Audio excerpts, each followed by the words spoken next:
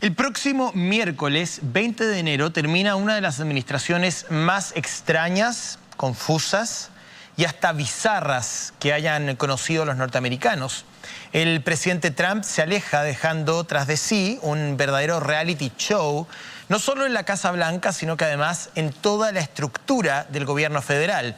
Sin embargo, lo que comenzó como una anécdota política, como podría haber sido en su momento la irrupción del actor Ronald Reagan o del gobernador Arnold Schwarzenegger, va a finalizar con una sombra, ¿no?, de un autogolpe y un presidente que, como dice el Times, bajo un estado de delirio, convirtió a la democracia norteamericana en un banal juego de ajedrez. Donald Trump se va, pero el trumpismo se queda.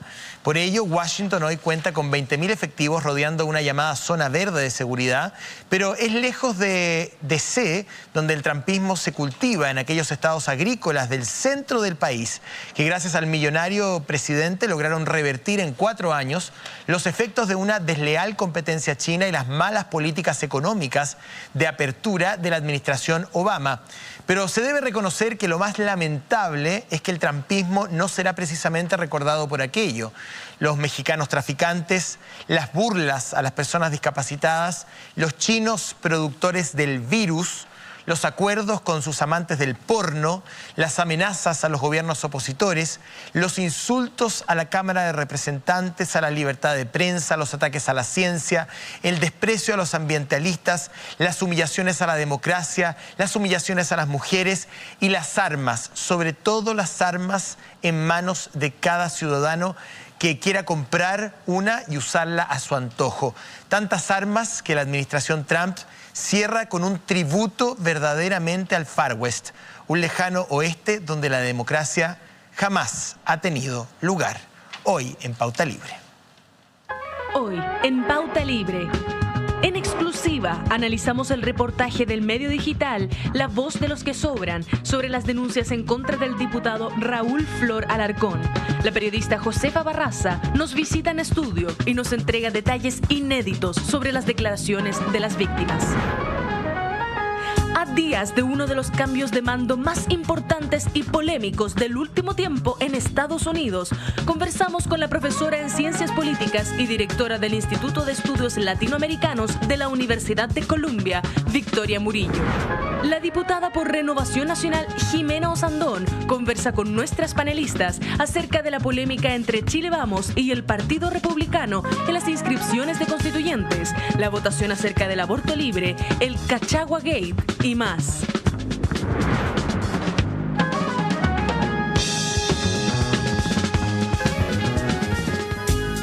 ¿Qué tal? ¿Cómo están ustedes? Muy buenas noches. Bienvenidos a este Pauta Libre de domingo 17 de enero. Vamos a comenzar a conversar y analizar la actualidad junto a Paula Molina, a quien saludo. Muy ¿Cómo buenas estás? noches, Muy buenas Paula. noches y muy buenas noches a todos quienes están, por supuesto, observando el programa. Un saludo también a Mina Schindler. Lo mismo, muchas gracias. Y un saludo a la distancia a Alejandra Matus, que está, como ustedes lo saben, en la ciudad de Nueva York. Hola, buenas noches. Quería brevemente partir por un hashtag del fin de semana y que se ha repetido durante 2 fines de semana seguidos, que tiene que ver con mi rol en este programa. Hubiese sido fácil, o es, digamos, parte de las recomendaciones, que uno no tome en cuenta que Twitter es solamente Twitter, que no vale la pena. Pero yo siento, en lo personal, que cada persona que usa su cuenta para decir algo es importante. Porque finalmente nosotros estamos al servicio de esas personas. Estemos de acuerdo o no, hayamos cometido aciertos o errores, es importante considerar lo que las personas creen o sienten. Y si hoy día Twitter es una plataforma que ha generado incluso cambios políticos en el mundo, me parece que debe tener un espacio también en nuestra discusión. No es solamente Twitter o que el hashtag dure un ratito nomás y me da lo mismo. Yo creo que es importante hacer la reflexión. No es que me afecte personalmente, porque mientras esto ocurrió yo viví mi día sábado con completa normalidad, pero creo que es importante, en un espacio de discusión abierta y libre, como es Pauta Libre, tomar en cuenta también a todas esas personas que tuitean a favor, en contra, o que tienen una opinión respecto de perspectivas o de análisis que se hacen en este programa o en otros programas del canal. El hashtag era fuera Neme de la red. Personas que pedían que yo fuera despedido de este canal, producto de mis opiniones. Otras personas, en cambio, que pensaban que aporto y valoran mi contribución a los programas donde yo participo. La mayoría de las personas, digamos, hablaban de que yo era un agente que difunde el odio, que divido a la audiencia, que no debo estar en televisión por eso. Creo que tengo convicciones, valores y perspectivas particulares, sí, políticamente, lo reconozco. No soy un fantasma político que se difumina y que tiende a tomar el color de turno. Así que soy absolutamente honesto en decir que efectivamente creo en una nueva constitución, que solidarizo y creo en las ideas de la socialdemocracia, creo en las ideas de que el Estado debe tener un rol y que los actores privados deben tener ciertos límites. Sí, creo en esas ideas y no me gustan las otras. Y no tengo ningún problema en reconocerlo abiertamente. Y acepto las críticas de aquellas personas que no están de acuerdo con mis ideas y que creen que a lo mejor hay otro periodista que los interprete mejor. Para eso hay una amplia gama de programas políticos donde pueden ustedes buscar qué periodista los interpreta mejor. Lo que no acepto es que las críticas se centren en mi vida personal y en mi vida privada. Soy homosexual, soy orgullosamente homosexual y lo seré hasta el último día de mi vida. Lo seré en este canal, en cualquier otro canal, en cualquier programa de radio, escribiré en cualquier revista o si tengo que vender pan o ser Uber, también seguiré siendo homosexual. Para mí no constituye ningún agravio, no constituye ninguna ofensa, es simplemente una característica de mi personalidad que he reconocido desde el primer día que estoy en televisión. No juego a ser heterosexual, no invento pololas que no tengo, no me hago el heterosexual, ni tampoco trato de dominar mi modo ni mi mano. Soy 100% honesto. Jamás he mentido, no soy cínico y sí, en esa falta de cinismo y en esa extrema honestidad, soy capaz de darle el punto a quienes no están de acuerdo conmigo, que me critican y que quieren cambiar de canal y que incluso quieren que yo deje este canal. Pero creo que debo defender mi dignidad, que tiene que ver con mi vida privada, la cual jamás yo he expuesto en televisión, nadie sabe con quién yo me acuesto y nunca lo sabrán. Por lo tanto, si ustedes no están de acuerdo con que yo haya sospechado del operativo de la PDI la semana pasada, o que lamentablemente me haya expresado de Ana Vilés como una persona que es de ultraderecha, que yo creo que ella también lo ha dicho, sin ningún agravio, bueno, está bien. Me someto a la crítica pública, porque esto es sin llorar. Y yo no me estoy victimizando porque no me gusta ser víctima. Pero lo que sí estoy haciendo es defendiendo mi dignidad y mi honra en mi vida personal. No tengo nada más que decir. Le doy el pase a mis compañeras porque esto es pauta libre. Alejandra. José Antonio, quiero aportar a tu comentario que me parece fundamental, no solo en tu caso, sino que en general en las redes sociales y en la vida cívica, que aprendamos a debatir con argumentos. Ojalá llegue el día en que debatamos con los argumentos y no con ataques personales, porque las ideas son las que nos separan y nos separan porque uno piensa que algo es mejor, otros que otra cosa es mejor, pero en el juego democrático al final es la sociedad en general la que decide qué ideas le gustan más. Atacar a las personas, sobre todo si es por su orientación sexual, raza, origen social, es discriminación. Sí, me gustaría también aportar algo al respecto. Hay una entrevista muy interesante este fin de semana a Steven Levitsky. Él es uno de los autores del libro que fue la antesala, si ustedes quieren, de lo que pasó en Estados Unidos con el ataque al Capitolio, que es cómo mueren las democracias, ¿no? Y se le pregunta a propósito de que Donald Trump, ¿no es cierto?, enfrenta hoy día la censura de sus redes sociales, de todas, cada una, y está este Big Tech que se llama, ¿no? De este gran conglomerado, ¿no es cierto?, que es capaz de censurar a un hombre que ya no es, pero que fue el más poderoso del mundo como presidente de Estados Unidos. Y le pregunta si cree que las redes sociales son responsables de los extremos, es decir, de la polarización. Dice, pero a ver, cuidado, aquí hubo una guerra, la Guerra Civil Española, donde hubo una polarización terrible, no existían las redes sociales. En Chile hubo un golpe de Estado en 1973 con una polarización tremenda, no existían las redes sociales. Las redes sociales juegan otro rol y efectivamente, y me sumo a lo que tú señalas y lo que dice Alejandra, me parece que lo que tenemos que hacer hoy día es que ojalá dentro de este gran universo de redes sociales donde parece que todo cabe, ojalá podamos discutir con altura. No tenemos por qué opinar igual, no tenemos por qué sentir que el de al lado es mi enemigo simplemente por el solo hecho de pensar distinto. Ojalá podamos entenderlo algún día.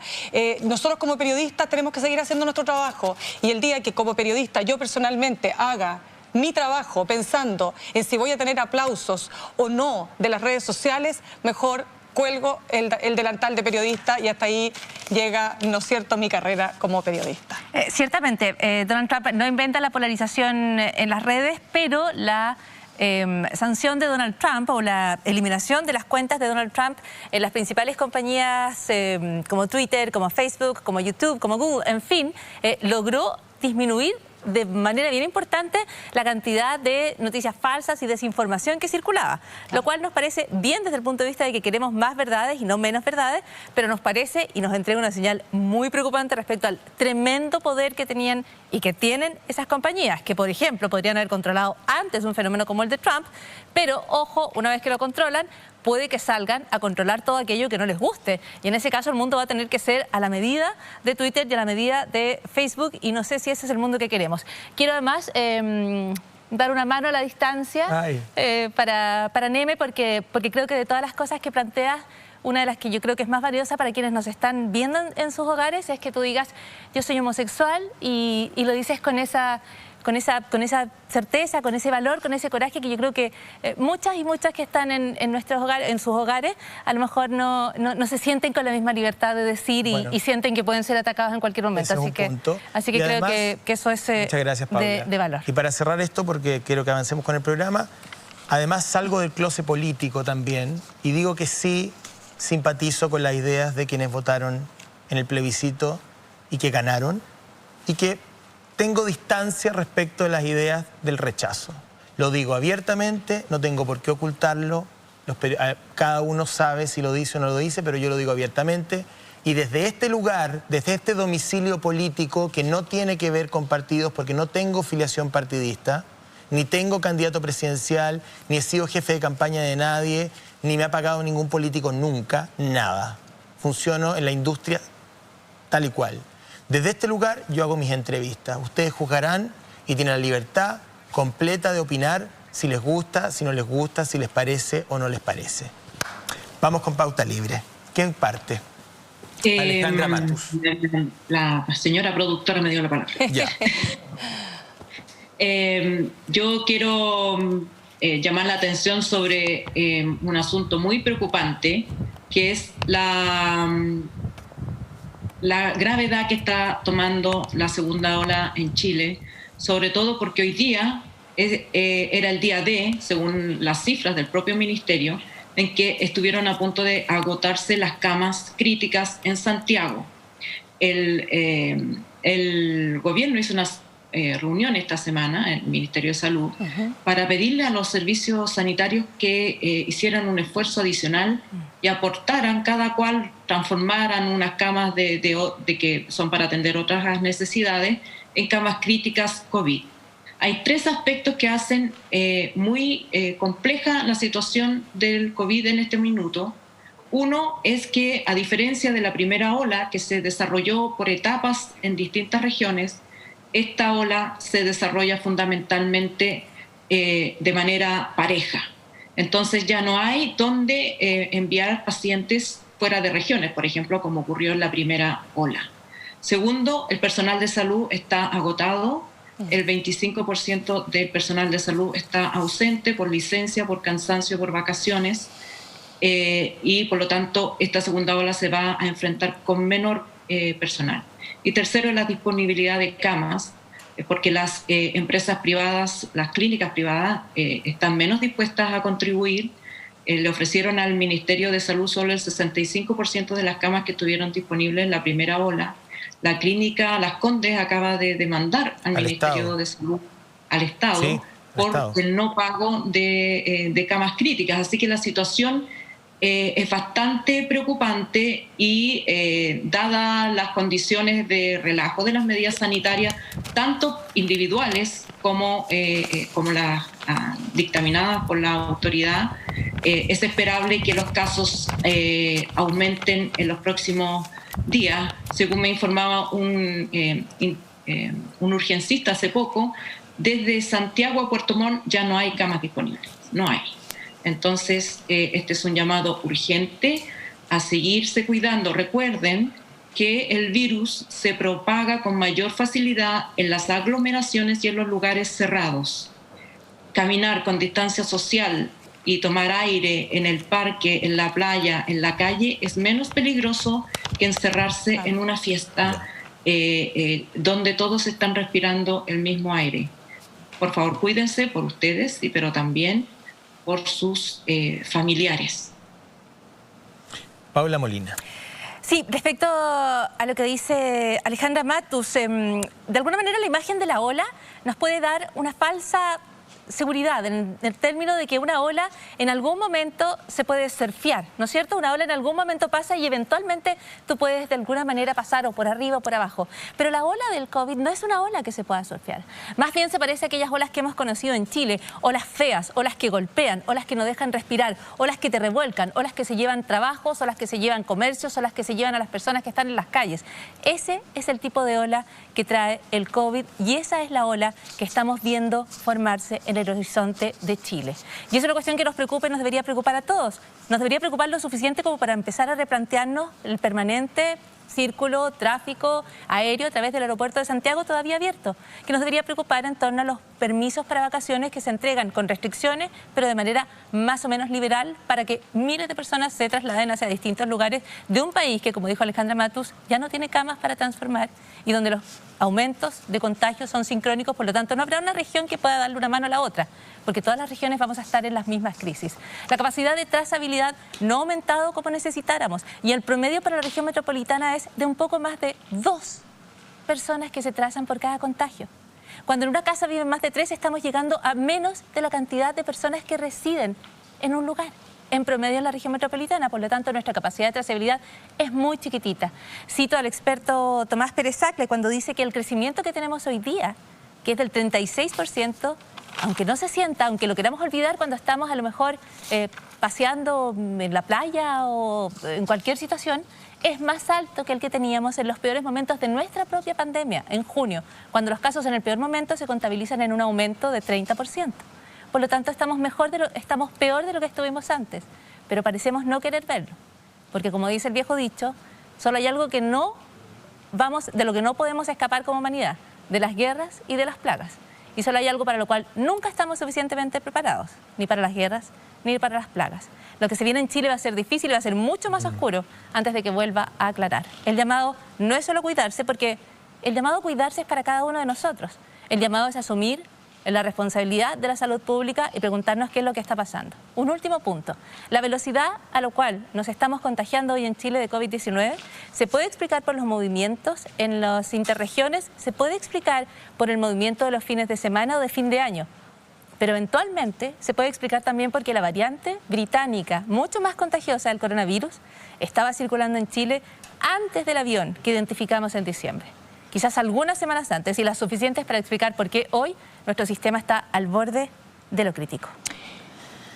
Bien, yo quisiera tomar una hebra del tema COVID y de la situación preocupante que han descrito mis compañeras acá para hablar sobre lo que se deviene del caso Cachagua o Cachagua Gate, porque creo que aquí hay dos capas. La primera capa de conversación, de análisis, uno podría decir, a ver, estas fiestas clandestinas se han hecho en otros lugares del país, ¿cuál es la diferencia entre una fiesta donde participan jóvenes en Maipú respecto de esta fiesta donde participan jóvenes de la alta sociedad chilena o de las capas más acomodadas, ¿verdad? Esa es la primera conversación. Uno podría decir, mira, este es un tema donde los jóvenes en general a lo mejor tienen poca empatía, hay más indolencia, hay menos conciencia respecto al peligro que esto reviste, etcétera. Pero hay una segunda capa y que para mí sobreviene a partir de la investigación que hace la Fiscalía de la Ligua en particular, una vez que la Intendencia de Valparaíso presenta una querella contra uno de los participantes de esta fiesta, que es el piloto de rally Samuel Israel, y aquellos que resultan responsables de lo que ocurrió no solo en la casa de uno de los que arrendó para estas fiestas, sino que en otra casa más, creo que el condominio se llama Aguas Claras, no sé si estoy en lo correcto, pero lo importante es que esto ocurre en un balneario muy exclusivo que corresponde a la comuna de Zapallar. Producto de estas dos fiestas, una ocurrida el 31 de enero, el 31 de diciembre y otra el 2 de enero, ustedes saben que se ha producido una explosión de casos, aumentaron en un 833% los casos activos de la comuna de Zapallar, producto de una serie de reuniones, ¿no es cierto?, que, insisto, se materializaron y que terminaron con una fiscalía que comienza a interrogar a los participantes. ¿Y qué nos encontramos? Nos encontramos con participantes que dicen no haber participado en circunstancias que en una de las casas había videos que se viralizaron y estaba la imagen de la persona en cuestión, pero usted está aquí. No, si no soy yo. Llegamos a situaciones tan insólitas, por no decir patéticas o ridículas, como una madre que dice, no, si ese no es mi hijo, o una persona que no está en el domicilio donde tiene que estar, ¿verdad? Por lo tanto, no es ubicada. Y esto me parece que es la segunda hebra o la segunda capa de la conversación. Hay un libro de un filósofo norteamericano político muy interesante, que es Michael Sandel, que dice lo que el dinero no puede comprar. ¿Y qué es lo que dice Sandel? No todo en la vida es transable, no todo tiene un precio. No porque tú tengas plata, no estamos hablando de delitos, no. Estamos hablando de padres, por ejemplo, que contribuyen, en el caso de Estados Unidos, a aportar a las universidades más prestigiosas y como producto de esa contribución, todo muy legal, los hijos tienen más opciones de entrar a la universidad. O determinados colegios donde se les paga a los niños por leer un libro. Entonces, ¿qué dice él? Esto corrompe, esto degrada, esto distorsiona. Yo recojo el planteamiento que hace Michael Sandel y lo que hago es preguntarme si es que acaso una parte de la élite, y voy a decirlo así, una parte de la élite chilena, social, política, no voy a meter a todos en un mismo saco, pero quiero decir que hay una parte que sí probablemente cree que el poder que tiene respecto de su capacidad adquisitiva, de sus privilegios, le permiten, sí, estar por sobre la ley. Cuando el dueño de casa de Cachagua, que quedó para la historia, y no vamos a entrar en detalles porque la verdad es que no son muy agradables, ¿no?, de describir, de cómo quedó esa casa después de 2 días de fiesta, con más de 150 personas cada vez, cuando recibe la llamada de este joven Samuel Israel, diciéndole que lo va a demandar porque lo funó en redes sociales o porque hizo y dio a conocer su nombre. ¿Qué hay detrás de aquello? Es decir, ¿qué hay detrás de aquellos que se permiten obstruir la justicia cuando hablamos de lo que pasa con la Fiscalía? Bueno, hay una sensación, hay un desparpajo, hay una desfachatez que lamentablemente, y lo digo con toda responsabilidad, sí forma parte, ¿no?, de una parte de esta élite. Y eso se refleja en que estos jóvenes que pertenecen a los mejores colegios de Chile, lo que no significa, por cierto, que por pertenecer a los mejores colegios tengan la mejor educación en términos valóricos, bueno, reproducen finalmente una forma de entender cómo se arreglan las cosas. Yo creo que acá hay falta de empatía, aquí hay una, insisto, incapacidad de ponerse en el lugar del otro, hay una cierta impudicia y me parece que sí esto tiene una particularidad distinta a otras comunas del país, porque aquí estamos hablando de gente que tiene todo, absolutamente todo, para tener un estándar mejor en educación, pero también en valores. Y creo que eso para mí es lo que refleja en algún sentido este Cachagua Gate. Sí, yo creo que a mayores privilegios mayores responsabilidades. Eso Quizás lo tienen- tuvimos durante... Solo un alcance. Tenemos que ir a una pausa, sobre cortito, esto. Alejandra. Ya, que en esto es súper importante el ejemplo que dan las autoridades. Yo sé de buena fuente que el ministro Alaman, por ejemplo, nunca usa mascarilla en su oficina, hace reuniones con sus funcionarios, los funcionarios usan mascarilla, pero él está siempre sin mascarilla, se reúne con el presidente sin mascarilla. Entonces, si el presidente, que es la autoridad que tiene la responsabilidad de cuidar la vida y la salud de los chilenos, no se lo toma en serio ni sus ministros, entonces, ¿qué esperamos para el resto? Bueno, nos vamos a ir a la primera pausa de esta noche. Estamos en vivo desde los estudios de la red. Son las 10 de la noche con 26 minutos y estamos de vuelta con un reportaje preparado por una excelente periodista, Josefa Barraza, sobre las acusaciones, ¿no?, de eventuales abusos sexuales del diputado Raúl Alarcón. Usted quizás lo conoce mejor como Florcita Motuda. Hay testimonios muy potentes en este trabajo periodístico de La Voz de los que Sobran. Hablan las víctimas a la vuelta del corte. Podríamos decirte que llevan 24 años en el mercado del manejo de plagas, que crearon el programa 3E Evoluciona, eliminando ecológicamente, programa que educa a sus clientes para que en conjunto logren mantener sus espacios libres de plagas, de virus y de bacterias. Podría decirte mucho más, pero lo más importante es que están aquí para ayudarte. Fulpi, manejo integrado de plagas. Más información, ¿dónde? En su página súper completa, fulpi.cl. Y seguimos con otro aviso que te va a interesar antes de seguir con lo que viene, ¿no? La Universidad Academia de Humanismo Cristiano, profesionales que transforman tu mundo, proceso de admisión 2021, acreditada y adscrita a la gratuidad. Vamos a ver la siguiente cápsula y les comento de qué se trata. La academia es una institución que logra generar un sello que está en el pensamiento crítico. La academia es una universidad progresista, la docencia tiene ese carácter, la investigación tiene ese carácter y eso es lo que la hace una entidad indispensable. Mucho de mi pensamiento crítico como creadora viene también de lo que yo experimenté acá. Bien, pues lo decía yo, ¿no? Centrábamos nuestra atención en el servicio educativo y la excelencia académica que ofrece la Universidad Academia de Humanismo Cristiano, profesionales de primera línea que transforman el mundo, que están pensando en el mundo que viene. Hay un proceso de admisión a 2021, está acreditada, tiene la oferta y la política pública de gratuidad. Te puedes informar de sus carreras, de sus mallas, de la duración, de los aranceles, en fin, todo en academia.cl. ¿Estamos, don Max? ¿O tenemos algo más? Ya, nos vamos a sentar entonces, que don Max aquí, que está detrás de cámara, nos va dando todas las instrucciones y nos va diciendo por dónde vamos. Y como yo soy disperso, me pierdo. Pero no me pierdo en el trabajo de Josefa Barraza, de La Voz de los que Sobran. Gracias, Josefa, gran periodista que está con nosotros hoy día en Pauta Libre. Muchas gracias primero por la invitación a Pauta Libre. Aprovecho de saludarte, José Antonio, Mirna, Paula. Gracias a ti. Y a Alejandra, que nos debe estar viendo desde Estados Unidos. Ya vamos a ir con tu reportaje, pero antes les tengo otro dato.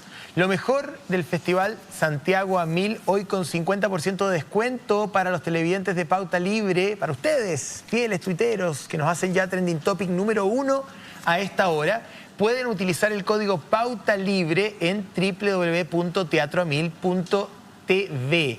Podrán obtener un descuento, apúrense, que solo estará disponible hasta el término del programa, porque Pauta Libre también tiene un compromiso con la cultura y en especial con aquellos actores, artistas, montajistas, guionistas que han sufrido el embate y los golpes de esta pandemia. Recuerda, con el código Pauta Libre en teatroamil.tv puedes comprar entradas para obras por Zoom a un 50% de descuento, el compromiso de la red y de Pauta Libre con la cultura en Chile. Josefa, bueno, cortito la introducción a este trabajo, a este reportaje. Siempre hacer reportajes de abuso es duro, porque uno escucha relatos que son y testimonios que son estremecedores. Entiendo que se trata de los relatos de las víctimas o las que dicen ser víctimas del diputado Alarcón, conocido como Florcita Motuda. Danos detalles del trabajo audiovisual que vamos a ver, muy breve, para que pasemos a ver la pieza que tú preparaste. A continuación vamos a ver una entrevista de Alejandra Valle, quien también trabaja, es parte del equipo de La Voz de los que Sobran, pero es una entrevista muy especial, ya que es la primera vez que ella habla a modo televisivo. Ella la primera vez había hablado con nosotros para la primera entrevista que dio para La Voz de los que Sobran, que fue este primer reportaje que publicamos hace una semana. Y ella se atrevió, habló con La Voz de los que Sobran, ella dijo, quiero contar mi testimonio. Perdón, ¿ella tenía una relación laboral con Florcita Motuda? No, era una relación amorosa. Ya. Todo empieza para poder introducir a la entrevista que vamos a ver a continuación. Todo empieza, esta investigación comienza cuando el domingo 3 de enero se publica un tuit denunciando al diputado Raúl Alarcón de un presunto abuso sexual y violación contra su expareja. Ese tuit después se elimina y nosotros quedamos con la duda, dijimos, algo está pasando, esto no se debió haber publicado solo, y lo publicó la amiga de la víctima de JN. Y realizamos un rastreo, empezamos a consultar a distintas fuentes y es así como llegamos a la víctima. Y ahí, luego de un largo trabajo de Marcos Sepúlveda, quien es mi compañero, ya que este reportaje, esta investigación no la hago sola, la hago junto a Marcos Sepúlveda e Isidora Varela. Y Marcos empieza a trabajar con la víctima, empiezan a conversar y ahí ella acepta conversar con La Voz de los que Sobran. No tengo muchas palabras respecto a lo que acabo de escuchar. Yo entiendo que hay una presunción de inocencia, pero la víctima o quien dice ser víctima, estoy tratando de ser muy cuidadoso con el lenguaje. Estamos hablando de que tenemos que respetar la presunción de inocencia del señor Alarcón hasta que no haya una sentencia de la justicia. Pero lo que acabamos de escuchar es una descripción retorcida, Perversa. muy perversa en términos sexuales. Alejandra. Sí, yo quería mencionar que este caso me recuerda mucho al caso de Humberto Baeza, el temucano, porque se trata de una mujer adulta que cuando hace la denuncia normalmente es cuestionada respecto de si dio o no dio el consentimiento, y yo creo que es súper importante que la justicia esté escuchando estos casos del consentimiento viciado. No hay consentimiento cuando la persona está drogada y eso es una violación. Y yo creo que en este caso sí puede haber una condena penal. En el caso de Humberto Baeza, el 26 de enero se va a hacer la preparación del juicio oral y la Fiscalía está pidiendo 34 años de presidio, sumando las condenas por las violaciones y abusos sexuales de las 3 mujeres que lo denunciaron. Creo que es valioso, me parece que es importante valorar la labor de ese equipo policial y de fiscales que es el mismo, además. Alejandra, hay un punto de la entrevista, bueno, hay muchos puntos que la verdad a uno se le aprieta el estómago desde el punto de vista humano, digamos. Pero desde el punto de vista político, no sé si yo lo entendí mal, por favor, chiquilla, si a lo mejor yo hice una lectura equivocada, me lo aclaran. Pero ella dice que el Partido Humanista sabía de esto y amenazó u hostigó a su familia. Ella en la entrevista con Alejandra Valle, ella menciona que el Partido Humanista acosa a su familia, dando a entender que ellos sabían anteriormente de esta denuncia, de este caso. Pero nosotros, cuando le preguntamos a Catalina Valenzuela, que es la presidenta del Partido Humanista, en la primera entrevista escrita que realizamos, ella dice que obviamente van a apoyar a la víctima en caso de que la justicia demuestre ¿Pero que hay... estaban o no en conocimiento, al menos la mesa directiva del Partido Humanista, de las acusaciones? Por lo menos desde cuando le consultamos a Catalina Valenzuela, ella no aclaró que estaban. O sea, no afirmó, ni tampoco negó. Tampoco negó. ¿Puedo aportar antecedentes sobre esto?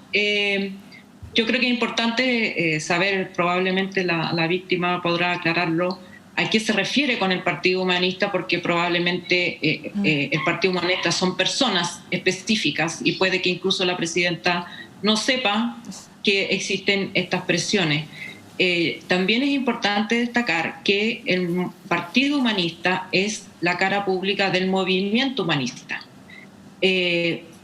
Raúl Alarcón renunció al Partido Humanista, pero no sé si ha renunciado al movimiento humanista, que es un círculo de personas que se conocen hace mucho tiempo, que son los herederos del siloísmo, de un movimiento de liberación sexual que existió en los 70 y que creo que ahí las redes de fraternidad y de amistad deben ser mucho más poderosas que las redes de la militancia política.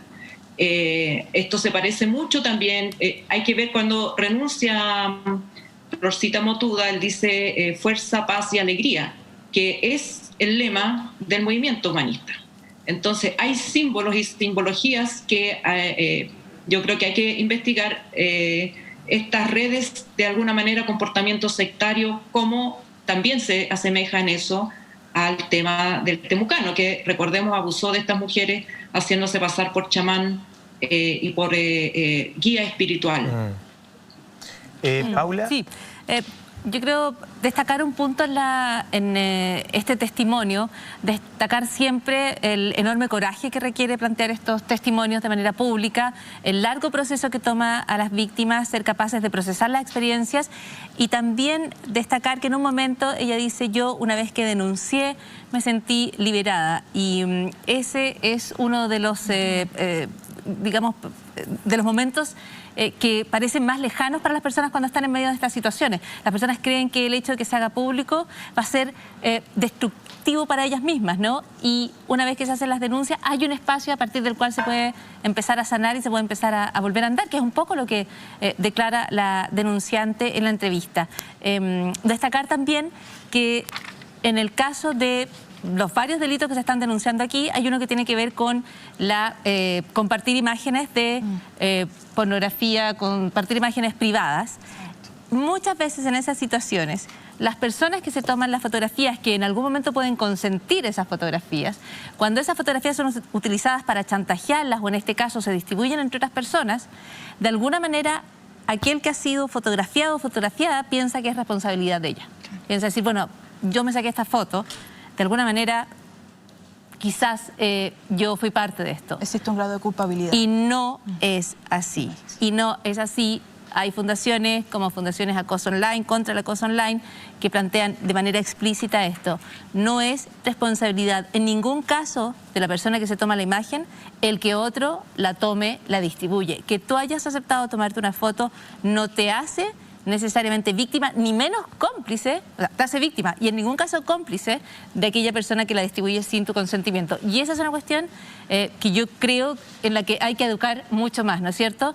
Tomarse una foto no significa consentir para que nadie la divulgue. Y también recalcar que cuando comparten imágenes tuyas de índole sexual, sin tu consentimiento es violencia sexual digital. Hay que recalcar, obviamente, eso. Y sobre tu pregunta, José, la primera sobre el Partido Humanista, nosotros publicamos un segundo reportaje y ahí nuevamente hablamos con Catalina Valenzuela y ella nos aclara que se enteraron de esta denuncia de presunto abuso sexual y violación de JN a través de Twitter, con este tuit, el que les comenté en un principio, y que obviamente sostuvieron reuniones. A ver, yo voy a decir una cosa acá y lo voy a decir con mucha responsabilidad.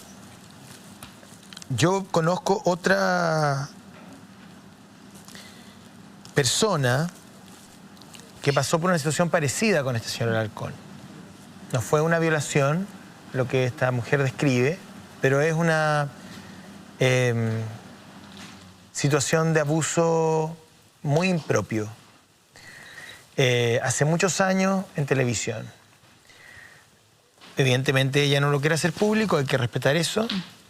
Me describió la escena, pues yo me puse a reportear sabiendo que venía el reportaje de ustedes este día domingo, quise saber si había más víctimas, en fin. Lo que ella describe es ellos tenían una relación laboral junto con otro equipo, y lo que ella describe son tocaciones en sus partes íntimas, y ella se echa para atrás y le dice, bueno, pero ¿qué pasa aquí? Y él, en su personaje, digamos, en el personaje, comienza a decir, bueno, pero ¿qué tanto, por qué le pones tanto color, que te pones tan intensa? Estamos hablando de hace bastantes años atrás, ¿no? Cuando el tema de género todavía no estaba instalado, había poca conciencia. Pero lo que esta persona describe, que es de mi total confianza, yo no voy a revelar porque tengo secreto de fuente. O sea, no voy a revelar la fuente. No la voy a revelar. Pero estoy 100% seguro de lo que ella describe es cierto. Entonces, me cuadra el relato que tú nos acabas de mostrar con el relato que yo tengo. Me llama la atención, porque no lo sabía, lo que hay detrás en esta suerte como de fantasía incestuosa, este juego familiar, estas caricaturas coreanas que juegan con la sexualidad del grupo familiar. Yo no sé, yo ahí tiendo a también apuntar un poquito a los partidos, a quienes ponen en las papeletas, a cuánto conocen a sus candidatos, a cuánto, yo creo que sufre la institucionalidad finalmente con todo esto. Yo sé que efectivamente no se puede saber todo de una persona y que los partidos se pueden sorprender, pero yo creo que en Chile hemos relajado demasiado la frontera que existe entre la probidad absoluta, tanto moral como política, y el derecho a ser candidato. Perdón, pero más cortito. Ahí lo más importante entonces, asumiendo en un ejercicio de confianza que no sabían de estos antecedentes, lo importante es que haces a partir del momento en que se denuncia. Entonces tú hacia atrás puedes decir, yo no tenía idea respecto a esta circunstancia, pero ahora ya está la denuncia. Y a mí me parece que una reacción tipo, vamos a ver qué pasa, es un poco débil frente a lo que se está acusando aquí. La acusación es tan grave, es tan indignante, es tan repulsiva moralmente, que a mí me parece que requiere una respuesta mucho más contundente que veremos qué es lo que pasa o dejemos que la investigación siga su curso. Incluso la entrevista que ahora acabamos de ver también fue publicada de modo escrita el domingo pasado, y ahí ella también mencionaba que la denuncia finalmente la presentó el viernes 8 de enero ante la Brigada de Delitos Sexuales de la Policía de Investigaciones. Nosotros realizamos la entrevista muchos días antes y le dimos ese tiempo para que ella presentara esta denuncia y formalizó finalmente el caso. Sí. Y ahora está siendo investigado por la Fiscalía de Ñuñoa. Josefa, a ver, a propósito de lo que partió diciendo José Antonio, ¿no? Uno parte siempre señalando que toda persona tiene derecho a la presunción de inocencia, a un proceso justo, ¿verdad? Particularmente en un Estado de Derecho.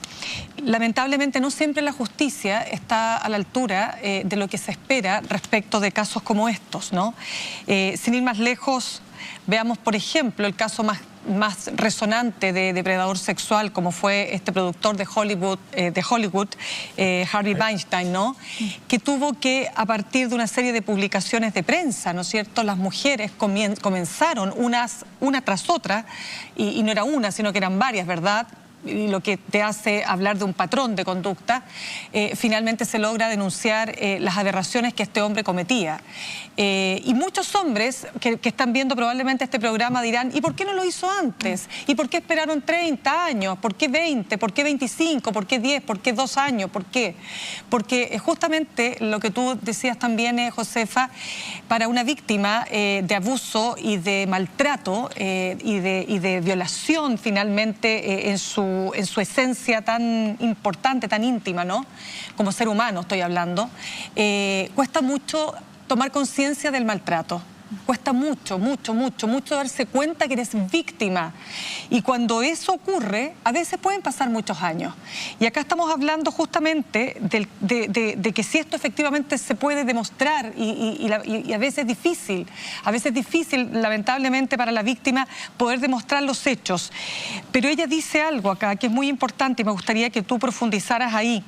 Ella habla de que sufría depresión, que tenía una baja autoestima, que ella admira a este personaje por lo que representa públicamente, y hay un minuto en que él toma absoluto control de ella misma.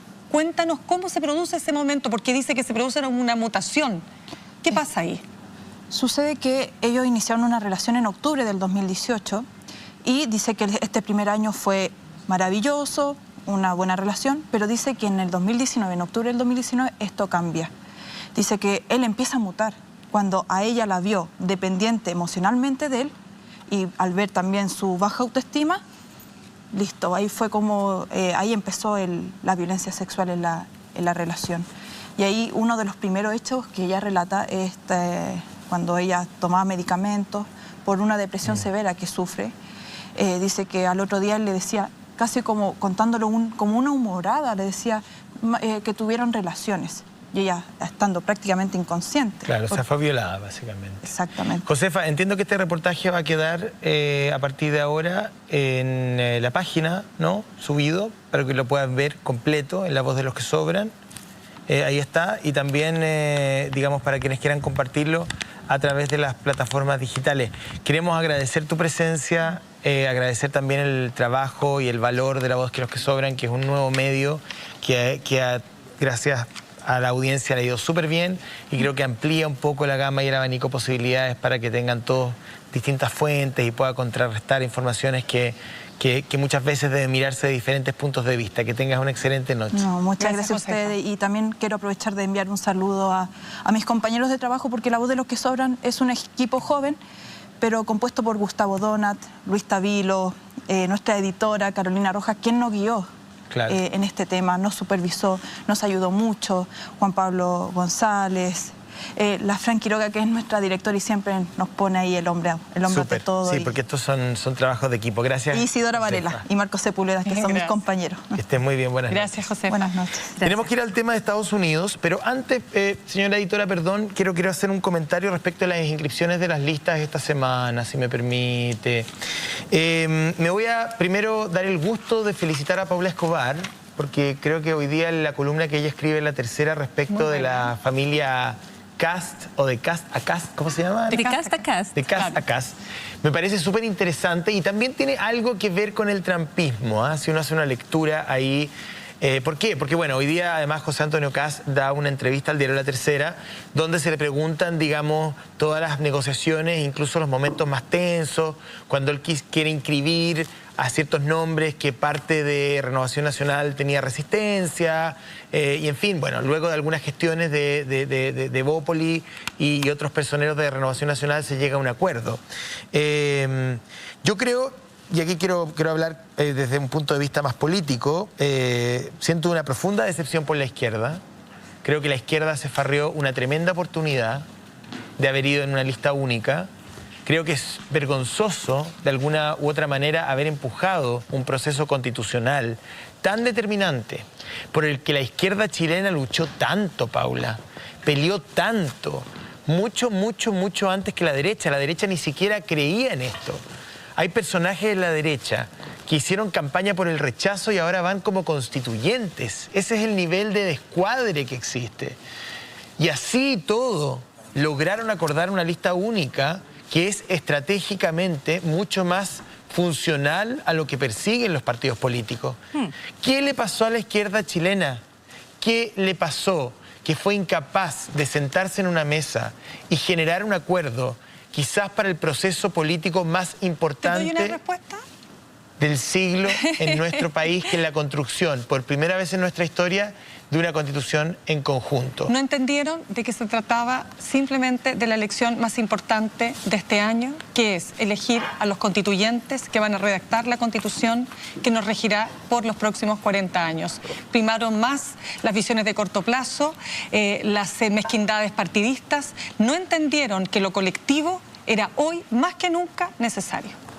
Pero eso nos obligaría a decir entonces que... Voy a buscar un contrapunto. Baila Paula y de ahí la Ale. Solo quería decir que esa crítica a la izquierda, a la centroizquierda, es una crítica en el mundo. En el mundo, el Partido Demócrata frente a Trump no presentó un frente unido, sino que buscó en sus propias diferencias en un proceso de renovación. Lo mismo pasa en España, hasta que se incorpora a Podemos en alianza con el gobierno socialista. Por lo tanto, estos conglomerados de centroizquierda tienden a dividirse, y a veces en los momentos más complicados, como aquellos que enfrentamos nosotros en la Convención Constituyente. Pero no diría por aquello, no diría que frente a ese error es un acierto armar una coalición en la centro derecha que deja a aquello que es de centro en la derecha en una posición, a mí me parece muy desfavorable, muy incómoda. Y hacia eso apunta esta idea de que en realidad es solo una gran derecha, es solo una gran élite defendiendo sus privilegios y que en esa defensa ya no hay visiones más liberales, más de centro, más de derecha social que sean de peso, porque siempre lo que se va a querer es ir hasta la extrema derecha, como se va en la constituyente, y se arma un bloque sólido. Por lo tanto, yo destaco el error táctico de ir en listas separadas para la centroizquierda, porque pensaron así cada uno de esas listas que defendía mejor sus ideas y sus posiciones. Es un error táctico, pero no considera que sea un éxito el que la centro derecha hoy y que aquellos que son más de centro que de ultraderecha vayan todos juntos en el mismo Vamos Chile, Chile Vamos. Ahora va la L, pero cortito. O hay varias izquierdas, digamos, y a lo mejor, claro, no se podía conseguir una lista única porque hay varias izquierdas, o efectivamente la mayoría de la derecha piensa... Primero, sí, perdón. Dale. Sí, yo creo importante primero despejar de qué hablamos cuando hablamos de izquierda, porque si tú me dices que el PPD, el Partido Radical o la Democracia Cristiana o incluso el Partido Socialista son de izquierda, es un concepto equivocado, discutible. A mí me parece que los partidos políticos en general, los partidos políticos todos, desde la derecha, o digamos los partidos políticos tradicionales, están defendiendo su subsistencia y no entendieron el momento político, no lograron abrirse a ese mundo independiente, ciudadano más que independiente, a esos millones de personas que se movilizaron a lo largo de todo Chile y que gracias a esa movilización consiguieron el plebiscito, se manifestaron contundentemente en el plebiscito y cuando llega la hora de definir candidatos, los partidos lo hicieron a última hora. ¿Por qué? Porque estaban preocupados de armar sus listas para concejales, alcaldes, gobernadores, están preocupados de la presidencial y, claro, a la derecha les es más fácil ponerse de acuerdo, pero a lo que se llama exconcertación, están ante la disyuntiva de si van a seguir funcionando como coalición de la concertación o si van a sumarse al movimiento ciudadano. El Partido Socialista, por ejemplo, está ahí como un sándwich porque sus bases se sienten interpretadas por el movimiento social, pero sus cúpulas no quieren salirse de los acuerdos que son convenientes, porque es muy fácil ponerse de acuerdo en cúpulas y repartir cupos y poner a la gente de cada cual. Es más fácil la negociación así.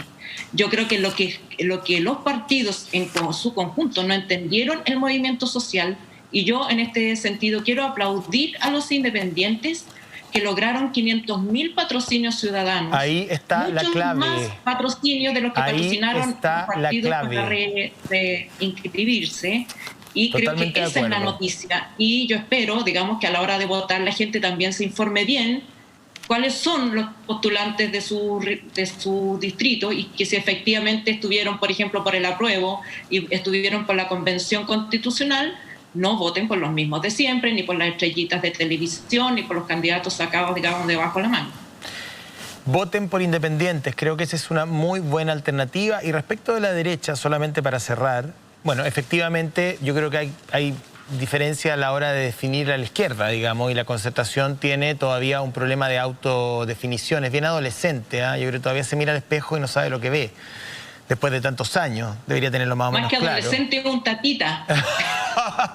Pero en el caso de la derecha me surge la duda, con mala memoria. La duda que instala Paula Escobar en la columna, que dice, al final parece que todos comen en la misma mesa y todos veranean en el mismo cachagua y todos van a la misma fiesta.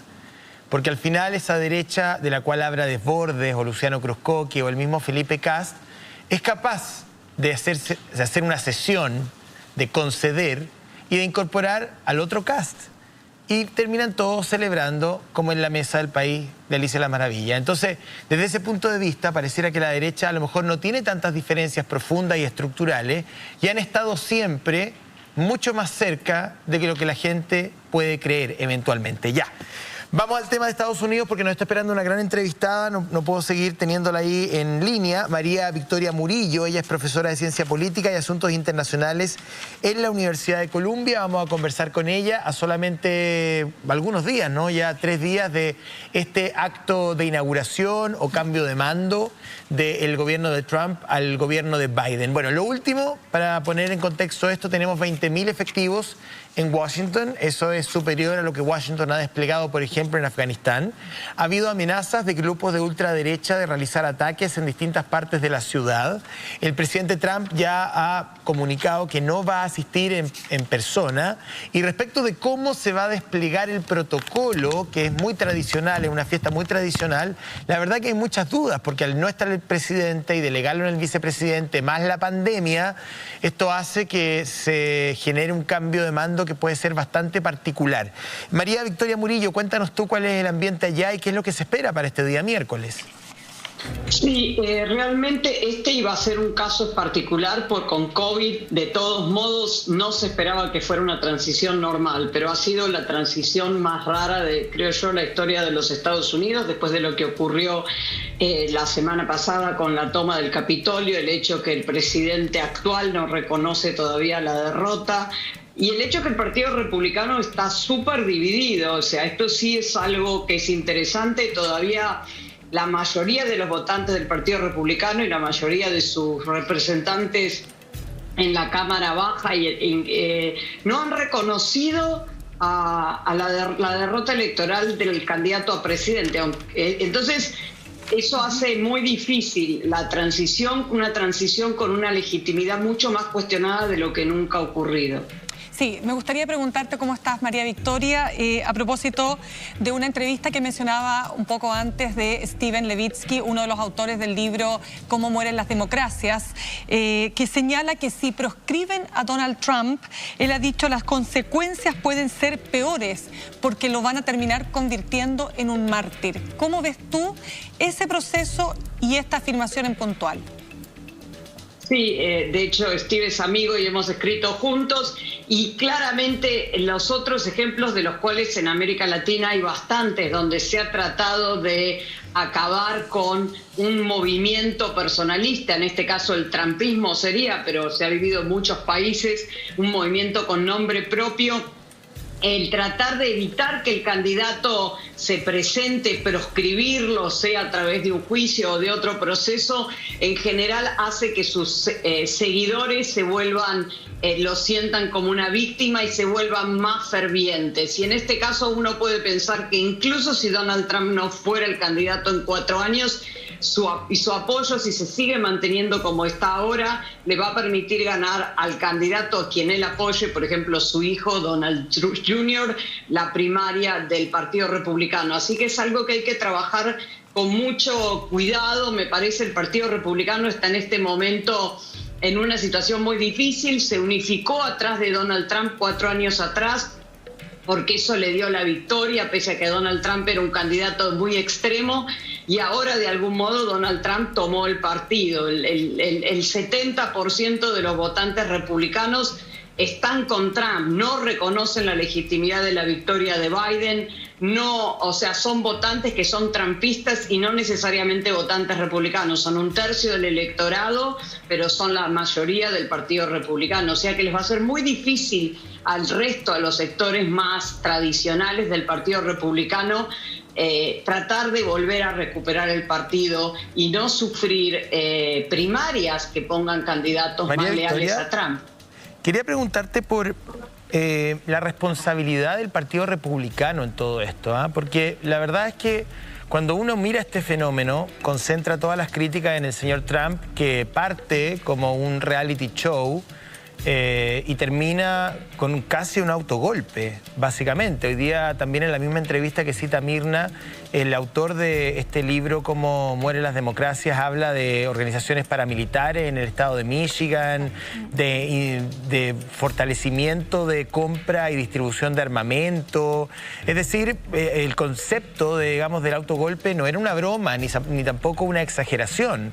Efectivamente, el asalto al Capitolio podría haber terminado en algo mucho peor si la democracia norteamericana no fuera suficientemente robusta y también las Fuerzas Armadas fueran lo suficientemente independientes y firmes como para mantener su defensa a la Constitución. Porque según consta en ese propio artículo que cita Mirna, el autor, el señor Levitsky, lo que dice es que también Donald Trump trató de permear las Fuerzas Armadas sin éxito. Ahora, mi pregunta es la siguiente. ¿Qué responsabilidad tiene un partido que utilizó a Donald Trump en un principio para poder ganar la figura de Hillary Clinton, que creyó que lo iba a poder dominar y que luego este pequeño monstruo se transforma en un gigante que pasa por sobre el propio partido? Y lo digo porque no es la primera vez que lo vemos. Rafael Caldera sacó a Chávez de la cárcel, lo que le permitió ser candidato, y hoy día sabemos en la dictadura que está convertida Venezuela. Hay una gran cantidad de partidos tradicionales que están tan obsesionados con el poder a todo evento que logran auspiciar y darle plataforma a figuras que saben que son antidemocráticas, que saben que son un peligro para el sistema.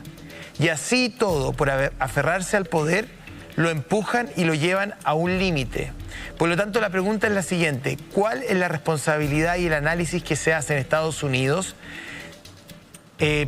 respecto del rol que jugó el Partido Republicano en todo este desastre republicano?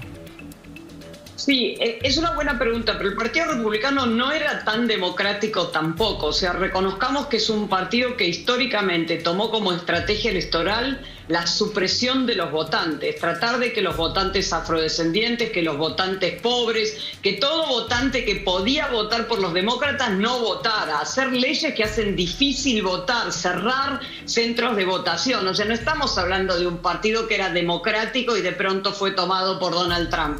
Frente a la elección de Obama, que asusó a todos estos movimientos y milicias, muchos de ellos racistas que crecieron mucho durante la administración de Obama, recordemos que lo que hizo que ganara la elección o que ni se sumara a la política Donald Trump fue su cuestionamiento al hecho de que Obama fuera nacido en los Estados Unidos.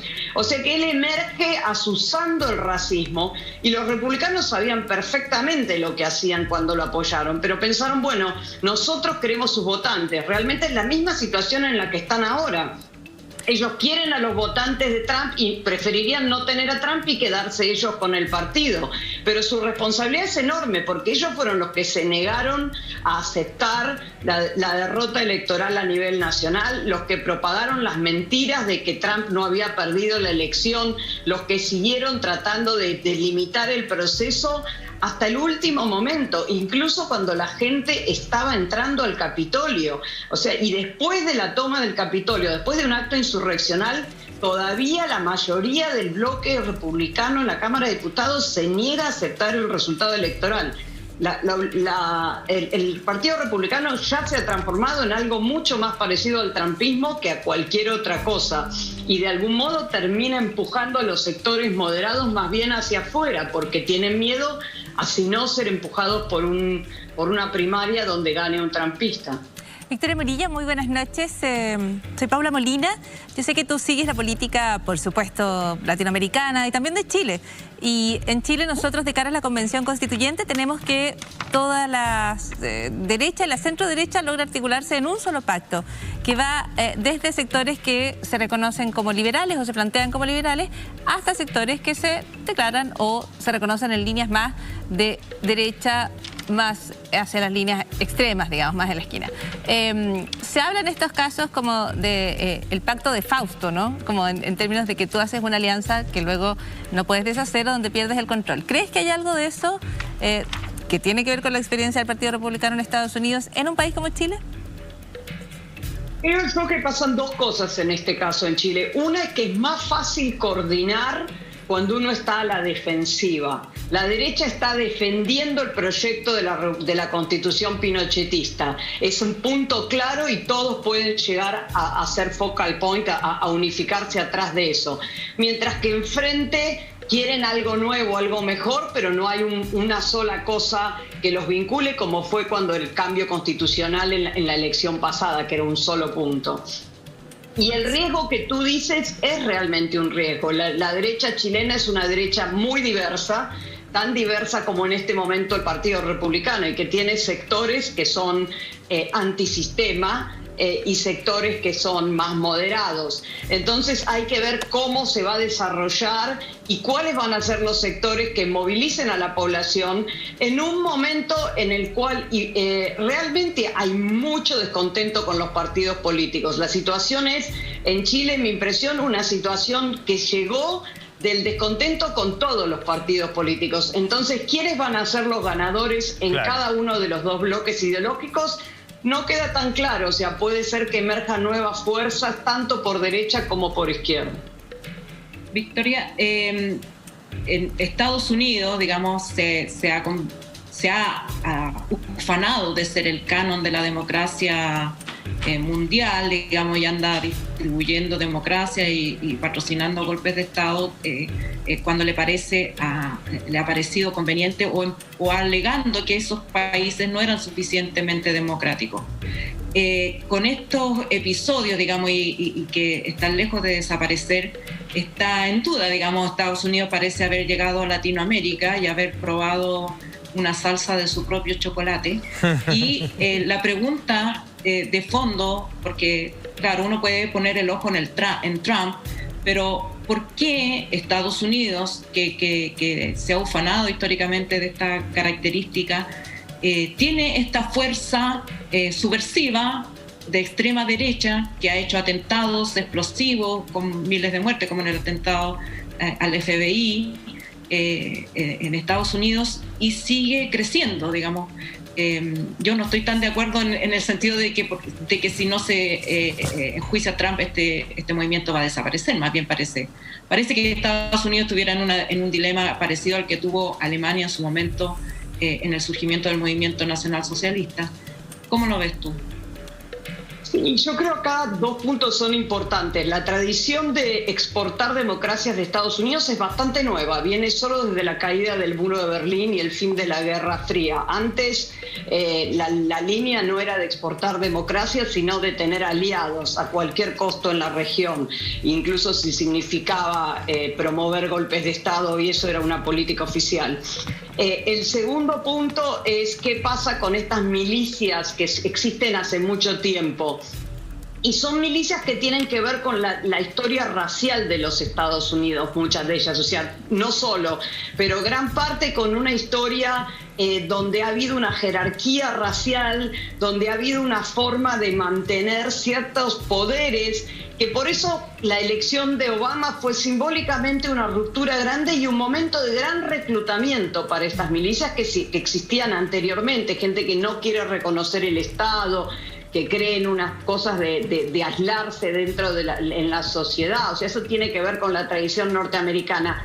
Pero creo que se agudizó mucho por la elección de Obama y ahora también en este verano con el movimiento de Black Lives Matter. De hecho, muchas de las encuestas muestran que el voto republicano, el voto de gente que se asustó por las protestas raciales.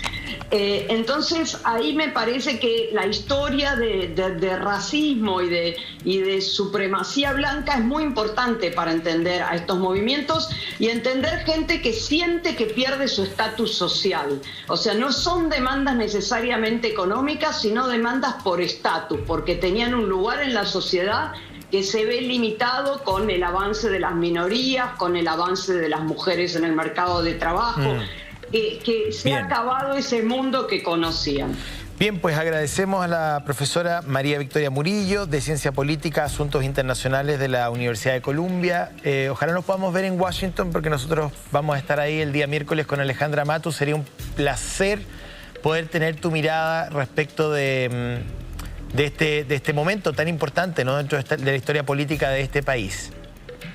Bueno, muchísimas gracias por la invitación. Es un placer estar con ustedes. Buenas noches. Gracias. Chao. Gracias. Bueno, vamos a estar ahí con Alejandra Matus. El día miércoles tenemos una transmisión especial desde la 1 de la tarde en adelante. El cambio de mando es a las 11:30. Tiene probablemente una organización algo distinta respecto de lo que hemos visto antes. Hay alerta de seguridad, han habido también amenazas terroristas. Vamos a ver la cortina, ¿sí?, de nuestro programa especial y luego al corte comercial volvemos a conversar con la diputada Jimena Sandón.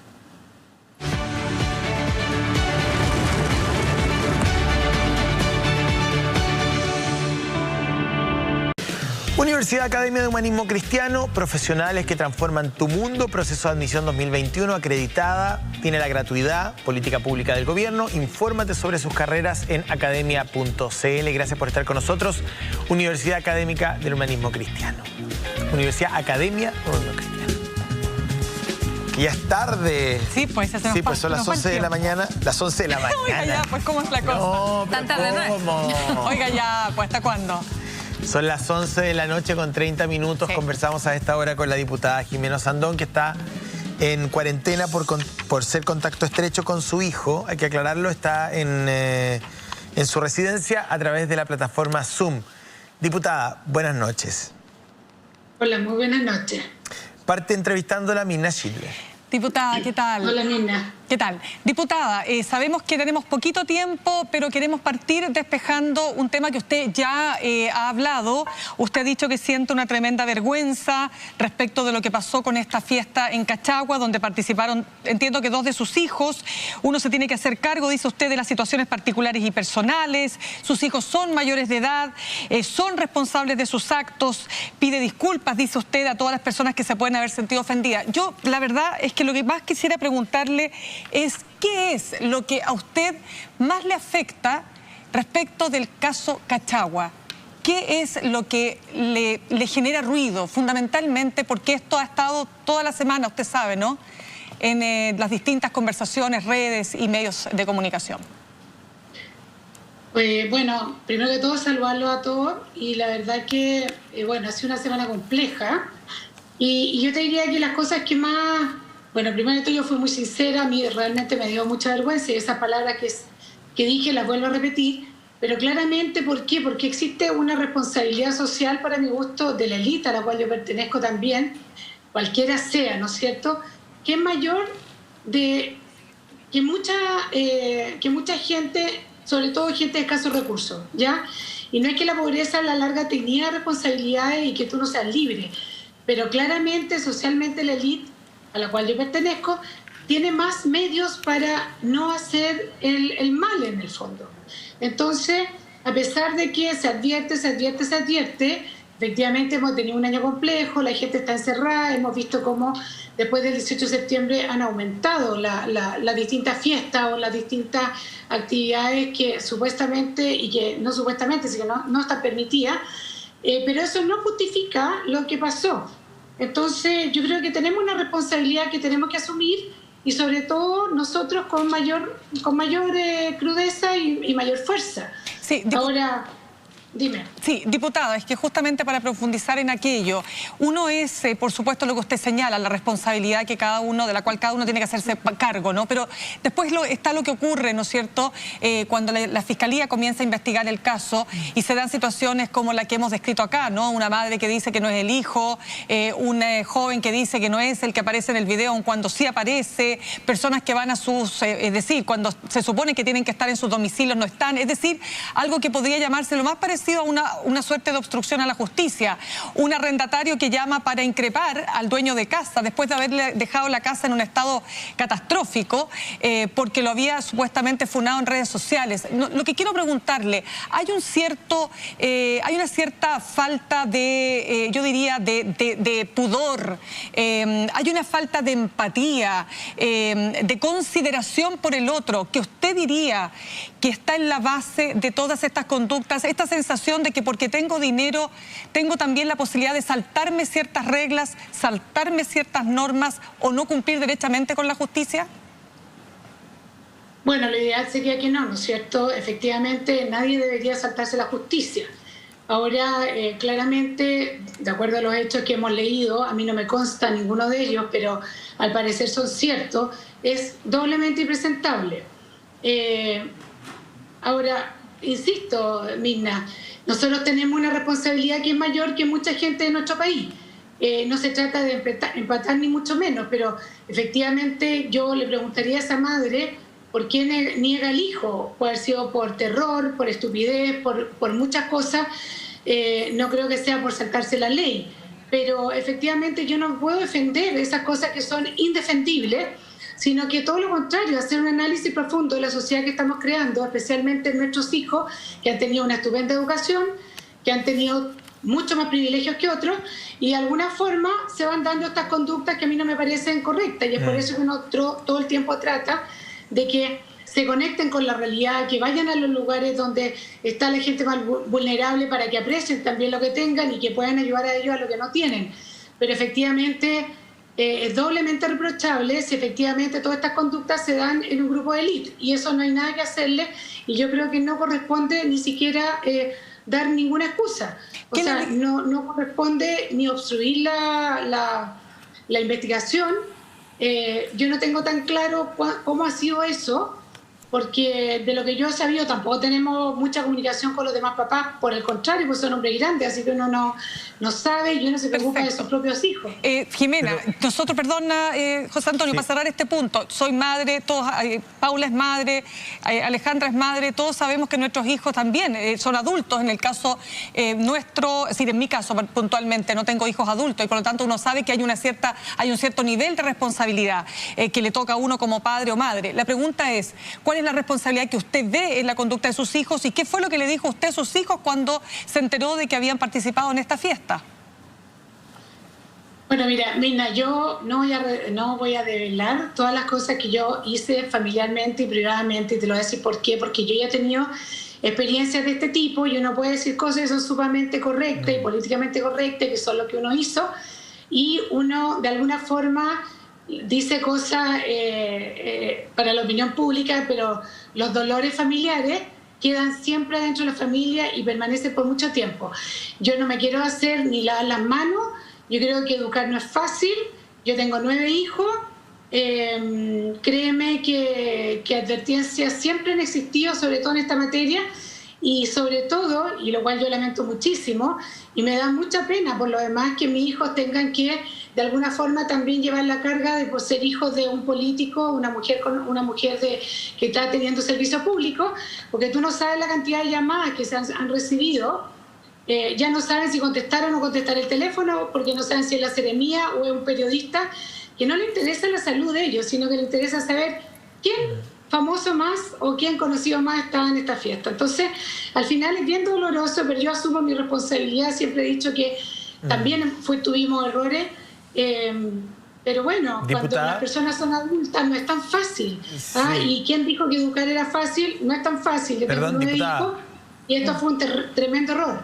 Un dato no menor, ¿qué edad tiene su hijo? 21 y 19. Bien grandecito y peludo y hediondo el hijo. Yo creo que como que para endosarle la responsabilidad a la mamá, creo yo, no sé, pienso, ¿no? Es que ellos no me lo han endosado. Oye, es la prensa la que la endosó a la mamá. Ellos no la han endosado bajo ninguna circunstancia. No, fue la no sé, prensa la que empezó la persecución por un periodista que puso en un tuit que había, incluso puso hasta el certificado de nacimiento de mis hijos. Entonces, son dos temas aparte. Yo no quiero empatar, ni decir que digan pobre Jimena Sandón, ni mucho menos. Aquí uno tiene que apechugar. Esta no va a ser ni la primera ni la última vez en mi vida, que probablemente con la cantidad de hijos el día de mañana serán nietos, lo que sea, y uno tiene que sacar la cara. Pero aquí tenemos una sociedad en general tremendamente individualista y sobre todo, especialmente un grupo que no lo debería ser y que estamos pensando en nuestro ombligo, que la pandemia ha sido un desastre, pero ¿por qué me lo hicieron a mí? Yo tengo derecho a divertirme, he pasado todo el año encerrado. Bueno, y esas son las cosas que uno escucha todo el tiempo. ¿Eso está bien? No, eso está mal. Va pero Paula eso es producto Molina. de una sociedad que nosotros hemos creado. Diputada, muy buenas noches. Solo una pregunta más respecto al tema de Cachagua. Buenas noches, por mi parte al menos. Pero ¿van a colaborar con la justicia? ¿Se le va a pedir colaboración eventualmente desde la Fiscalía respecto a poder dilucidar qué pasó exactamente y qué responsabilidades se pueden establecer? Me imagino que sí. Yo sé que al menos la Seremía ha hecho grandes... Los ha llamado, le ha preguntado muchos detalles, no sé si será exactamente lo mismo, pero no tenga ninguna duda que si enfrentaron y dieron el nombre y han estado en todos lados, claramente nadie va a obstruir nada. O sea, van a colaborar con la investigación entonces. Me gustaría llevarle al tema... No ha sido ubicado, porque en el fondo, como han estado en sus lugares cada vez que lo han llamado, pero bueno, no sé, por supuesto que sí, o sea, yo creo que eso es lo que corresponde con todos los costos, porque... Si no, volveríamos a seguir maleducando, digamos, en el fondo. Diputada, quiero llevarle al tema de lo político y la alianza que se logra hacer alcanzando a José Antonio Kast del Partido Republicano, lo que hoy en los diarios, en una columna, por ejemplo, se describe como una alianza que va de Kast a Kast y que apunta a que al final del día aquí lo que hay no es... tanto una derecha social, una derecha liberal, sino que hay una sola gran derecha que además tiene estos vínculos incluso familiares. En ese sentido, ¿usted está de acuerdo? No hay más que Yo leí esa columna. Yo también leí esa columna bastante interesante. La verdad que varios columnistas se refirieron al tema. Y yo te quiero decir que yo quedé muy impresionada. Primero que todo, yo fui de las personas que dije que me parecía que había que hacer una alianza, dado que se habían dado la lista de los nombres, porque en todas las coaliciones, en todos los partidos hay personas más extremas y personas menos extremas. Y dado eso, al final quedaron 11 nombres. Y esos 11 nombres, incluso Evópolis pidió el currículum y la carta donde esas personas incluso aceptaban ser candidatos por republicanos. Esas cartas se leyeron, esos currículums se leyeron también, y en base a eso se decidió ir, en el caso, por ejemplo, de Evópolis, con el Partido Republicano. Nosotros tuvimos Consejo General donde el mismo Mario Desbordes esbozó algo así porque nombró alguna de las cartas de las personas que iban ahí, pues acuérdate que se dijeron que habían personas, no sé si la palabra era honorables, una cosa así, no me acuerdo exactamente lo que se dijo. Bueno, y todos pensamos, y créeme que yo estoy muy, pero muy sorprendida de la mala calaña de todo lo que sucedió. O sea, imagínate que en una entrevista, yo no quiero personificarlo solo en Tere Marinovich, pero ella dice que el 7 avisa a republicano que está dispuesta a competir por una candidatura constituyente. El mismo día 7 estamos todos los demás 3 partidos en nuestros consejos generales aprobando esto. Del 7 al 11 no se dice ni una letra. Hay una Cecilia Cifuentes que va por el distrito 10. Y a las 11 de la noche aparece José Antonio Kast. Ustedes yo no sé si saben cómo funciona esto, pero en el fondo se sube el pacto y a cada presidente de pacto se le da una clave única. Y cada candidato se va subiendo y los 4 partidos tienen que subir con la clave única a cada uno de los candidatos. Y en ese minuto empieza esta discusión. José Antonio Kast saca a su secretario general, le dice nos vamos. Se acababa el pacto, o sea, se caían todas las listas. Entonces, pero, ¿de qué patriotismo estamos hablando? Perdón, diputada, yo tengo una... ahí quiero seguir la línea de Paula, que usted está describiendo, digamos, las diferencias desde el punto de vista administrativo de que llega al conflicto. O sea, se llega con los nombres, cada uno tenía una clave única, se subían, habían 2 nombres que no habían sido consensuados y que hicieron que José Antonio Kast en un principio desistiera del acuerdo. Pero yo tengo una pregunta que tiene que ver con lo ideológico, no con lo administrativo. Ustedes como derecha, al ir en una única lista a la constituyente, ¿abrazan las ideas de Tere Marinovich? Porque yo no sé si usted ha escuchado las columnas de Tere Marinovich, donde ella efectivamente tiene ideas que son muy legítimas respecto de la migración, respecto de las minorías sexuales, respecto del rol del Estado, respecto del rol de los partidos políticos, que son posiciones muy claras, y está muy bien, que es muy firme ella digamos, en comunicarla, tiene su público que la sigue, la valora y está perfecto. Pero la pregunta que uno se hace es si al hacer este pacto la derecha completa está abrazando esa estructura ideológica, esa estructura filosófica respecto hacia dónde debería ir Chile en una nueva constitución? Mira, primero de todo, José Antonio, yo creo que tú me comprendas a mí, yo he sido parte importante de los golpes que ha pegado la Tere Marinovich. Cuando yo hice el tema de la pensión básica solidaria, yo salí a bailar, mi familia, mis hijos, mi marido, etcétera, etcétera, etcétera, pero yo entiendo que ella tiene una forma de ser que supuestamente ella la nombra como sarcástica. Y acuérdense cuando habla del joven que salió a nadar, lo que sea, en el río Mapocho, y después ella da una explicación, después dice que era sarcasmo. A mí no me parece que sea sarcasmo, o sea, que encuentro que la explicación fue peor que el tuit que se hizo. Pero claramente, por eso era tan importante los nombres, y por eso que los presidentes de nuestros partidos pidieron nombres, porque dentro de republicanos habían 5 o 6 candidatos que eran ex-RN o UDI, y que eran personas moderadas, ¿ya? Y no así, si Tere Marinovich tal vez hubiera estado, no sé, Gonzalo Lacarrera en este minuto está como candidato a alcalde, pero eso hubiera estado Sergio Melnik, por ejemplo, yo le aseguro que no hubiera continuado. Y esto es una prueba más de que nosotros no podemos tener una alianza después para la presidencial, ni para los diputados, ni para los senadores, porque claramente usan prácticas que son de la antigua política.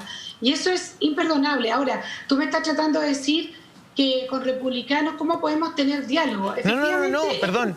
Yo no tengo por qué cuestionar la decisión de la derecha de ir en una lista única. Eso no me corresponde a mí. Si ustedes se pusieron de acuerdo, está perfecto. El punto es que, como dice la columna hoy día de Paula Escobar en La Tercera, transparentemos las cosas y digamos que se hace un pacto y que después todos se sientan en la misma mesa y comparten los mismos valores. Y ya está. Está muy bien, pero digamos. No, pero compartir los valores es distinto, porque en el fondo una cosa es una cosa estratégica. En algún minuto que se pensó como una cosa estratégica, porque, por ejemplo, había personas que lamentablemente después se cayeron, que eran ex, por ejemplo, UDI, y otros eran ex-RN, y nosotros teníamos muchísima confianza. Acuérdate que la bancada nuestra, bueno, pero por algo eran nacional, se salió varios candidatos, diputada, que en el fondo están pololeando con republicanos. Es como cuando uno habla de los ex. Por algo fueron ex, por algo ya no son UDI, por algo ya no son RN, por algo se fueron de ahí. Como sea, yo creo, diputada, y usted lo entenderá incluso mejor, resulta absolutamente inoficioso seguir planteando la defensa de la estrategia de hacer alianzas en función de nombres razonables, porque finalmente eso no funcionó a favor, por ejemplo, de lo que usted piensa. Eventualmente funcionó a favor de lo que piensan otras personas en la derecha. Por eso la pregunta es respecto si al final del día no hay una... Está bien lo que tú dices, porque varios de la derecha no han salido a criticar esto. Lo que pasa es que nosotros tenemos una posición distinta, porque fuimos parte de los del apruebo, que nos sacamos la mugre dentro de la derecha, que fuimos vapuleados, que fuimos insultados, y que de alguna forma estamos tremendamente dolidos y molestos con esto, porque además estamos seguros que mientras más candidatos de la índole republicano, menos votos vamos a tener, porque es no entender nada.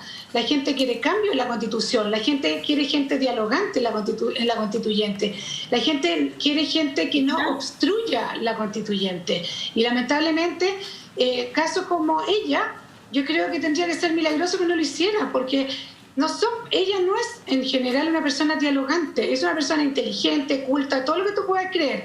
Sería una tal vez muy buena diputada, pero las características que tú necesitas para una convención constituyente, yo creo que ella no las encierra, y espero que eso lo entienda su distrito cuando vote, entendiendo que les puede caer muy bien, que pueden estar de acuerdo en su idea, pero que no va a servir para un proceso de diálogo como es la convención constituyente.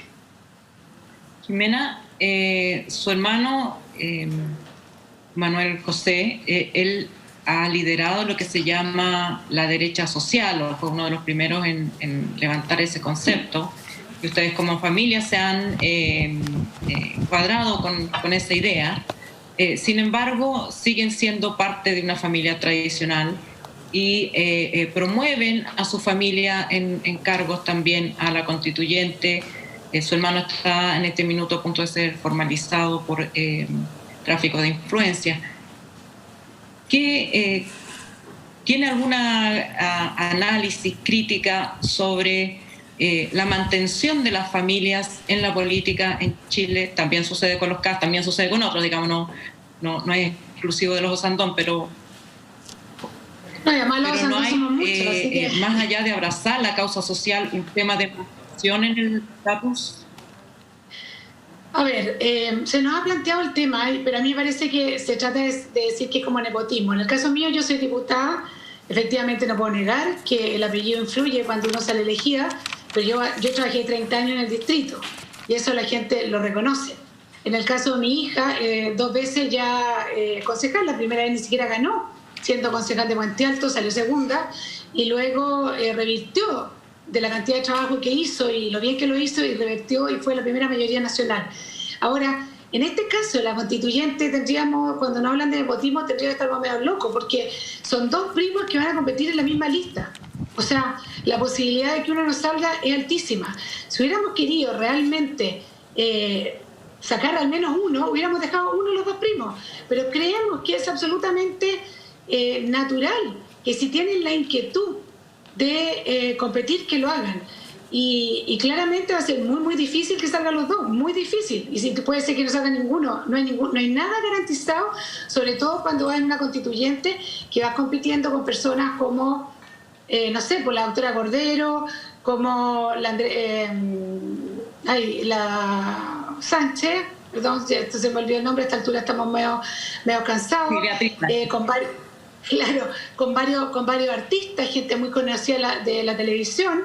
Entonces, la verdad que yo encuentro a mi hija al menos bastante galla, porque dejó su concejalía y está dispuesta, es una mujer sumamente preparada, economista, igual le dijo Cote, abogado, y ¿por qué no van a poder? Pero de verdad que es muy difícil que salgan ambos 2, porque van por el mismo distrito. Si hubiéramos querido mejorar un poco la cosa, solamente porque según los estudios respecto del nepotismo, que no tiene que ver con un cuestionamiento de los méritos de sus hijos, que probablemente son muy capaces y su hija probablemente es muy capaz, pero obviamente que uno considera que sus hijos son mejores alternativas que otros, y cuando los partidos deciden a quién poner y eligen al hijo de alguien, le están quitando la posibilidad de participar en política a otra persona que no es hijo de nadie con apellido. Y entonces así se van formando los clanes, así se forman los clanes políticos y lo que se llama la casta política. Entonces, no hay un tratamiento de tratar de, digamos, más bien de inhibir ese ímpetu de los familiares de seguir las huellas.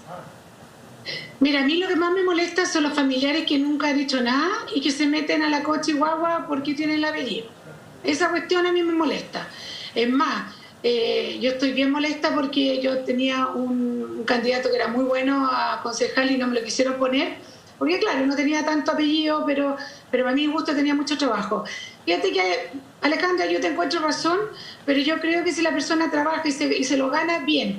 Pero si llega solo por el apellido, a mí te encuentro toda la razón. Creo que en el Chile diferente que tenemos que construir, la gente se tiene que ganar los puestos. Y créeme, no voy a contarlo en esto, pero yo no lo pasé nada bien el lunes pasado, porque también hubo otras personas que fueron muy cercanas a la familia que lo dejaron abajo. Sencillamente lo dejaron abajo, a pesar de que tenían el apoyo de todas las bases por tener relación con la familia Sandón. Así que esto tiene sus pros y tiene sus contras. Diputada, tenemos que ir cerrando el programa, pero perdón, quiero preguntarle una pregunta cortita. No, pero depende. No. Sobre el proyecto de aborto libre, me parece que me gustaría conocer su opinión. Oye, espérate un poco, yo harto cortito. Ustedes hablaron de Raúl Alarcón, yo quiero contarles que vamos a empezar a ver en la Comisión de Mujeres el tema de la imprescriptibilidad, ¿ya? Porque hoy día hay imprescriptibilidad solo para los niños y nosotros con las mujeres nos vamos a jugar para que exista una imprescriptibilidad de estos casos para toda la vida.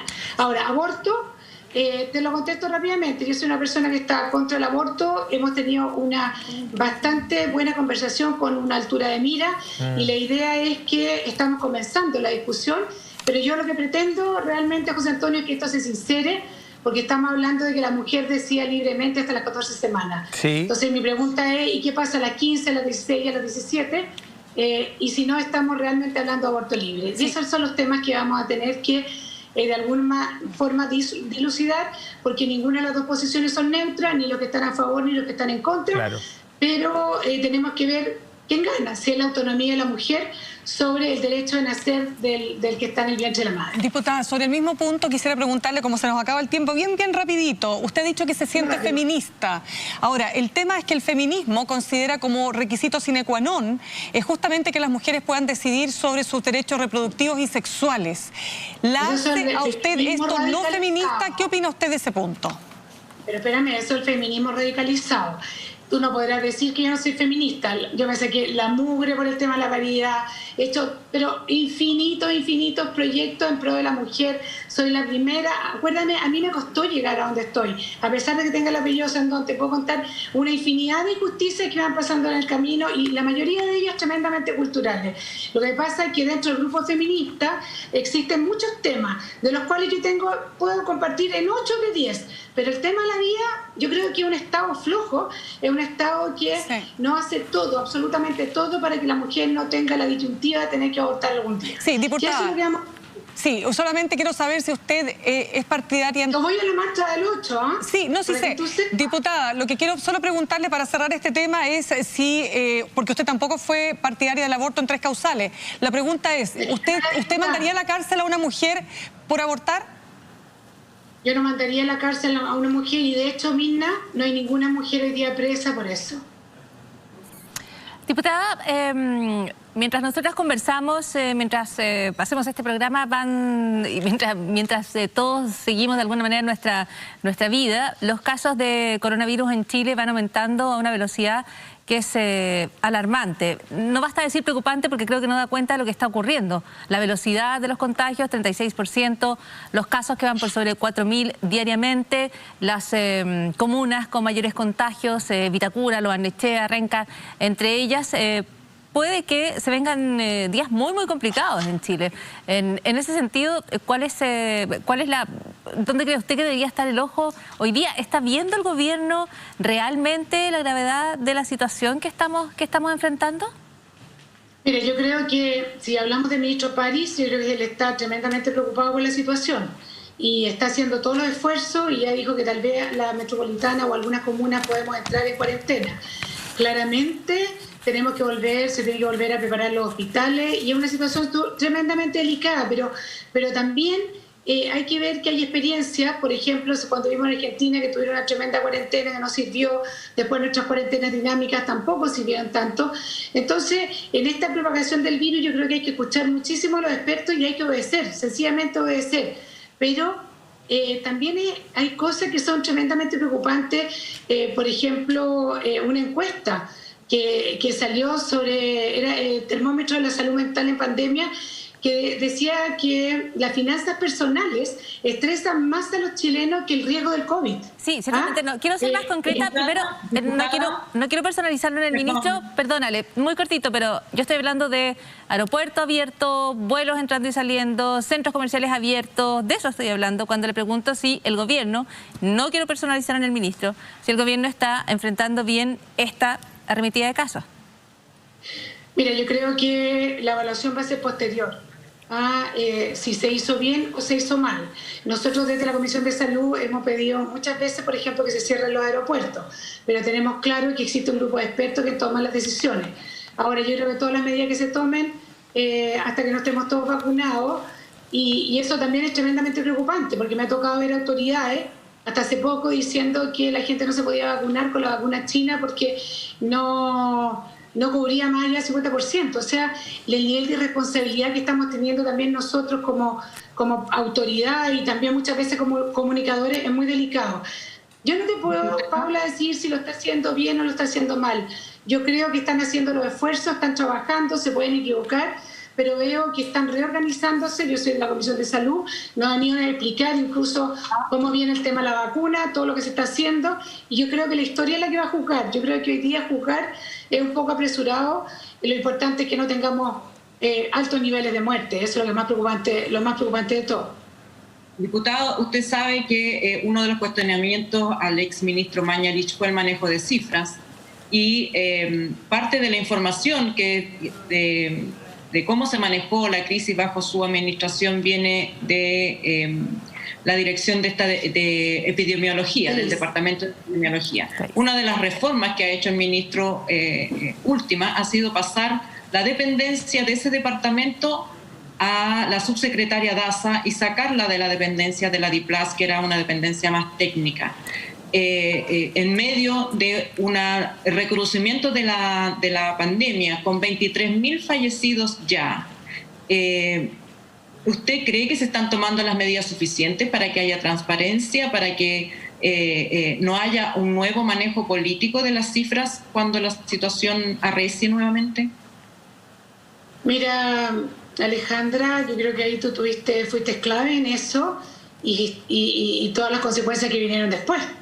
Inmediatamente el ministro Malenit salió, mucha gente lo consideraba igual un héroe, pero un héroe no sale de un minuto para otro.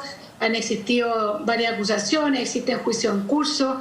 Yo estoy segurísima que el ministro París no va a volver a cometer el error que se cometió en ese minuto. Yo creo que la transparencia es el mínimo, es el desde, porque en el fondo, ¿cómo vas a ocultar el día de mañana la cantidad de gente que muere?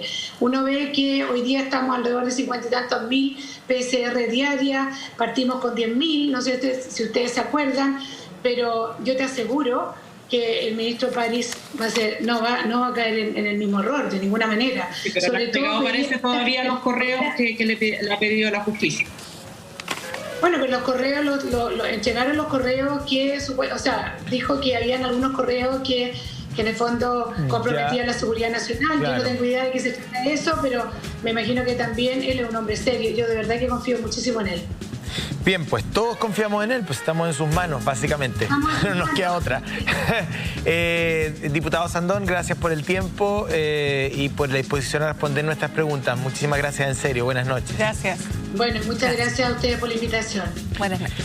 Lo mejor del Festival Santiago a 1000, hoy con 50% de descuento para los televidentes de Pauta Libre. Ustedes pueden, nuestros queridos tuiteros que nos hicieron Trending Topic número 1, lo hacen todos los días domingos. Se da una amplia discusión en redes sociales respecto de los contenidos de este programa, por lo cual nosotros estamos muy agradecidos. Pueden entrar a la página teatroamil.tv y con el código Pauta Libre pueden comprar las entradas para las obras virtuales con un 50% de descuento hasta el fin del programa. Les quedan un par de minutos nada más. Compren, de verdad. Es Pauta Libre y es la red apoyando la cultura. Queremos también, si usted quiere sorprender a su familia, y también a sus amigos, tiene la opción de estas tablas de aperitivo que son lo máximo. Piquemos una tabla, una súper alternativa para pasar estas ricas tardes de verano y dejar la cocina de lado. Visite la página y el perfil que les estamos mostrando, donde pueden ver las tablas saladas, mixtas y lo mejor de todo, que te las pueden llevar a tu domicilio o si prefieres las puedes retirar en su dirección. Ahí está. Y agradecemos también a Sarika Rodríguez por colaborar con nuestro vestuario. Ya pues, nos vamos, que estén muy bien, que tengan una excelente semana. Nosotros nos vemos el miércoles en un especial de Pauta Libre desde la ciudad de Washington. Ahí voy a estar junto a Alejandra Matus y aquí en Santiago va a estar el resto del equipo. Esperemos que sea una jornada tranquila, un poquito curiosa. No, qué gran desafío. Yo creo que ahí vamos a ver. O se cumplen los presagios de lo inesperado, como ocurrió con la toma del Capitolio, o dan una señal y logran un cambio de mando pacífico con Lady Gaga como protagonista y Joe Biden tomando el poder. También, y Jennifer López. Mirna, muchas gracias, buenas noches. Gracias. Alejandra Matus, Paula Molina. Gracias, muy buenas noches. Y nosotros nos reencontramos el día miércoles y luego el próximo domingo.